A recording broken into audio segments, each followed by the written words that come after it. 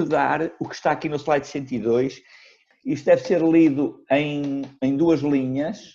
A primeira linha, que envolve um intervalo fechado e limitado, está ali, um intervalo AB, fechado dos dois lados, e depois envolve um intervalo J, aqui, que é um intervalo que não é fechado dos dois lados, está aberto. E é perceber o que é que se passa com a integrabilidade das... Integrabilidade é primitivabilidade também. É poder calcular integrais.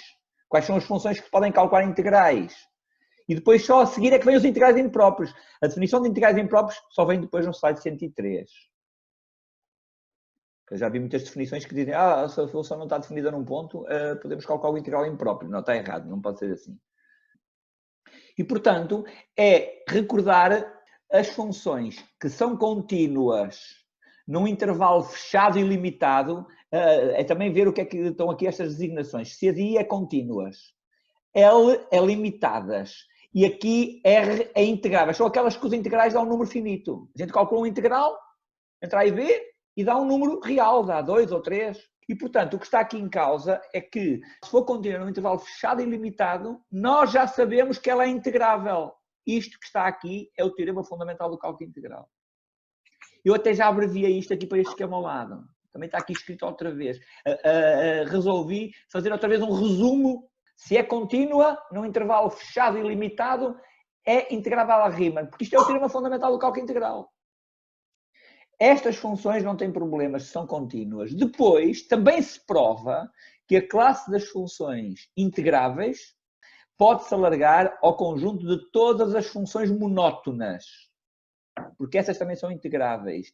E porquê é que isto acontece? Acontece porque em ambos os casos, tanto neste caso como no outro, o que está aqui em causa, fundamental, é que as funções são limitadas. A questão é esta. A questão é se as funções são limitadas ou não. No primeiro caso, se as funções são contínuas, há um teorema conhecido já desde o secundário, que é o teorema de Weierstrass, toda a função contínua definida num intervalo fechado e limitado. Estou aqui a apontar outra vez para o intervalo fechado e limitado. Toda a função contínua definida num intervalo fechado e limitado é máximo e mínimo. A função é contínua num ponto A. Aqui um ponto A. Isto é contínua no ponto B. É definida no ponto B. Se é contínua, tem que ligar este ponto àquele e tem que ter máximo e tem que ter mínimo. Está aqui. Essas funções não há problema nenhum para calcular os integrais, porque as integrais representam as áreas e são finitas. Esses não são problemas. A gente diz que são integráveis. Depois também perceber que se for monótonas, também são limitadas, também tem que ter máximo e mínimo. É perceber que se a função é monótona, não é preciso ser contínua. Basta dizer que é monótona. Se começa aqui e acaba ali, e se é monótona, é perceberem que não pode haver aqui uma assíntota vertical.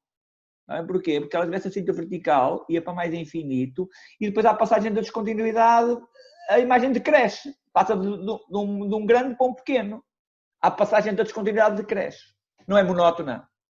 Qualquer função que seja monótona, mesmo que seja descontínua, se tiver uma descontinuidade, só pode ser uma descontinuidade deste tipo. A função é limitada. E até pode ser assim. O problema destas funções contínuas e são monótonas, num intervalo fechado e limitado, aqui é que é a chave. Essas funções são limitadas. O problema é que se passarmos agora para o intervalo J, em que está aberto, aqui é que elas já podem não ser limitadas. Mas garante-se que se as funções forem contínuas e forem limitadas, então são integráveis. Se forem monótonas e forem limitadas, são integráveis. É só pôr a condição do limitadas.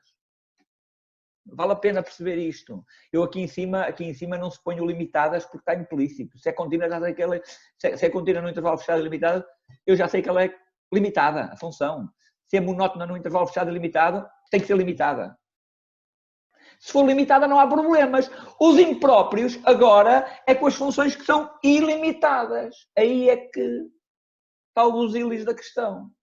É aí que temos os integrais impróprios.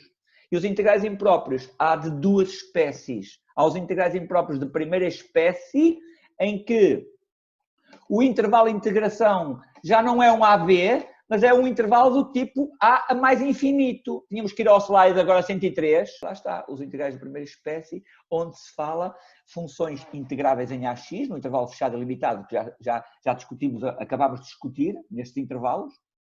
Se são integráveis. Quais são as integráveis? São as contínuas e as monótonas. Aí não há problema. Mas diz integrável até ao mais infinito. Se existe este limite, a gente põe aqui um X. Agora é o intervalo de integração que é o intervalo de integração, é este intervalo de integração que é ilimitado. É disto que estamos a falar. Não é a função que é ilimitada. O segundo da espécie é com a função ilimitada. E isto como é que se faz? Este já não há certeza que elas sejam integráveis, já depende de caso a caso. Se este limite for finito, diz integrável. Se não for finito, diz que não é integrável. São os integrais impróprios. Diz que os integrais são convergentes ou divergentes. Consoante integra-se entre A e X, depois faça-se ao limite. Se o limite for finito, dizem-se convergentes. Se o limite for infinito ou se não existir, dizem-se divergentes. Se forem convergentes, a função diz integrável. Diz integrável aqui no intervalo A mais infinito. Se não for finito o limite, é se existe e é finito o limite. Está aqui. A segunda espécie é as funções ilimitadas. Agora o intervalo é limitado, mas são as funções que são ilimitadas. São aquelas que têm assímmetras verticais. Eu quero integrar entre A e B. O que é que fazemos? Não sabemos, esta área pode ser da finita ou da infinita. Como já vimos alguns exemplos, mete-se aqui um x, integra-se entre A e x, e depois faz o x atender para B. Com a função ilimitada. É assim, os integrais impróprios da primeira espécie são aqueles em que o intervalo de integração é ilimitado. Os integrais impróprios de segunda espécie são aquelas em que a função é ilimitada em algum dos pontos do intervalo. E vai-se calcular esses limites.